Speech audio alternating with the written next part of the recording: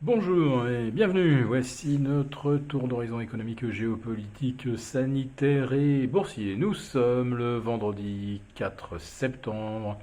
Et pour comprendre comment tourne la planète finance, ce qui est parfois un peu mystérieux, c'est sur la bourse au quotidien et nulle part ailleurs. Et l'épisode du jour s'intitulera Rien vu de pire depuis le 16 mars dernier. Mais non, le bull trend n'est pas mort. Alors oui, on ne parle que de cela évidemment depuis hier soir avec des headlines, market sell-off, est-ce la fin du rallye haussier mais pourquoi a-t-on chuté de la sorte? Alors c'est vrai que moins 5 sur le Nasdaq, c'est du jamais vu depuis le 16 mars dernier. Alors le 16 mars dernier, c'était le dernier jour de baisse du Nasdaq, donc si on est optimiste, on pourrait se dire qu'après une chute aussi forte, ça devrait rebondir. Alors, ce qui est intéressant, c'est de repenser aux thématiques qui obnubilaient les marchés jeudi matin, alors qu'on s'attendait à de nouveaux records absolus à Wall Street. Ça aurait été le 16e en 21 séances pour le Nasdaq, ça aurait été le 43e de l'année. Donc, hier matin, le CAC gagne rapidement 2%. Donc, qu'est-ce qui préoccupe les opérateurs? C'est de savoir si l'article du New York Times est vrai et qu'il y aura bien un vaccin disponible le 31 octobre prochain. Ouh, c'est pour Halloween. Ou le 1er ou le 2 novembre. Alors, ce qui veut dire qu'avec une campagne de vaccination massive, tout le monde pourra aller voter sans danger, sans le risque de se faire contaminer. Vous comprenez bien l'enjeu. Donald Trump n'arrête pas de dire que si on vote par correspondance, le scrutin sera truqué par les démocrates, les Russes, les Chinois, les Nord-Coréens, les Tasmaniens, la Papouasie-Nouvelle-Guinée, bref. On ne connaîtra pas le résultat des élections avant des mois. Autrement dit, Trump resterait à sa place dans le bureau ovale. Bon. Donc, un vaccin disponible comme par miracle le 1er novembre prochain. On ne nous prend pas un peu pour des truffes, franchement. Il n'y a aucun laboratoire aujourd'hui qui a un vaccin qui serait, ne serait-ce que dans la dernière ligne droite, avant la mise au point. Et après la mise au point, il faudrait vérifier son efficacité. Et puis il faudrait attendre des années pour en mesurer les effets secondaires, qui peuvent être tout à fait nocifs. Après tout, on parle d'un vaccin révolutionnaire, où on ne prendrait qu'une partie de l'ADN ou de l'enveloppe du virus pour nous immuniser. Ça n'a jamais été fait. Ça fait 120 ans qu'on tente de combattre les coronavirus, on n'a encore trouvé aucun vaccin. Et aujourd'hui, il n'y a strictement personne qui se vante d'avoir trouvé un vaccin.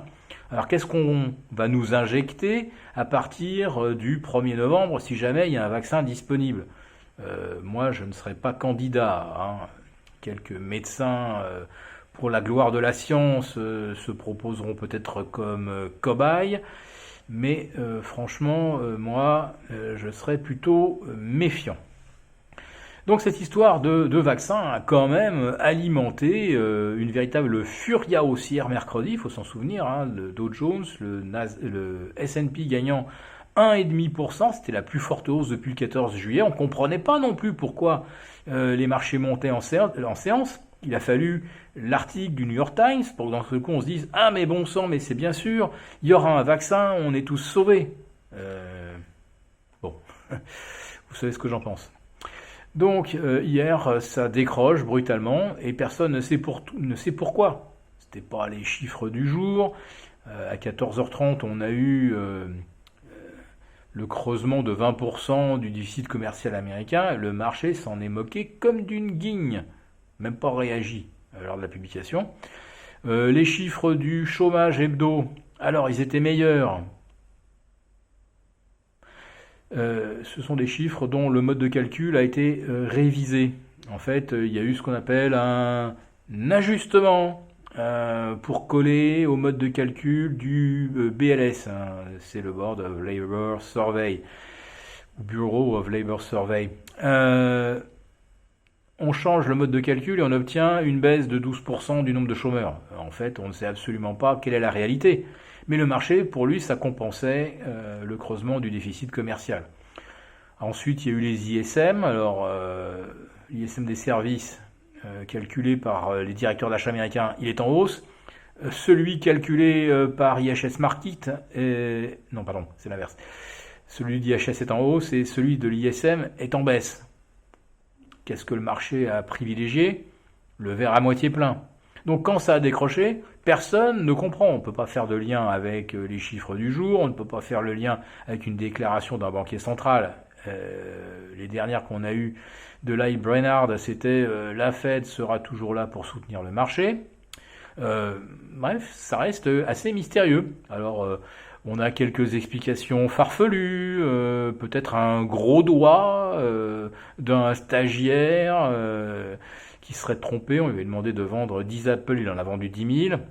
Donc immédiatement, ça a contaminé algorithmiquement tout le compartiment des GAFAM, compartiment qui a à son tour contaminé la totalité du Nasdaq 100, qui a à son tour contaminé la totalité du Nasdaq Composite avec ses 2200 composantes, et de proche en proche, voilà, effet boule de neige, et on ne sait pas qui a jeté le premier gravier dans la pente, ni pourquoi. Alors l'autre question qu'on se pose naturellement, c'est est-ce que le bull trend est toujours vivant? La réponse, c'est oui. Regardez même la bourse de Paris. Sur la semaine, elle va gagner plus d'1%, si on en reste à 5050. Sur le S&P, il n'y a aucun doute. On est toujours dans le canal. Alors on va revenir peut-être vers le milieu du canal, mais on est encore très loin du bas du canal. Et par rapport aux moyennes mobiles à 200 jours, je crois, j'avais fait le calcul, que sur le Nasdaq, on est à 25 ou 30%. La MM200 définit, on va dire classiquement, la base d'une tendance haussière. Donc, pour l'instant, graphiquement, la tendance haussière, elle est toujours vivante. Mais encore une ou deux séances comme celle qu'on vient de vivre, et tous les Robinhood traders, eux, seront morts. Et quand on n'aura plus un troupeau de moutons pour faire du trend following, et que certains experts commenceront à modifier le paramétrage de leurs algos, on va peut-être moins rigoler. Voilà, donc pour l'instant, tendance haussière intacte, on ne sait pas pourquoi on a chuté jeudi soir, mais ce qu'on a compris, c'est que ça pourrait recommencer. Donc prudence, et comme je l'ai dit à nos abonnés lors du live, aujourd'hui, se couvrir n'est pas une option, même si on se couvre avec des options. Très bon week-end à vous, et à lundi.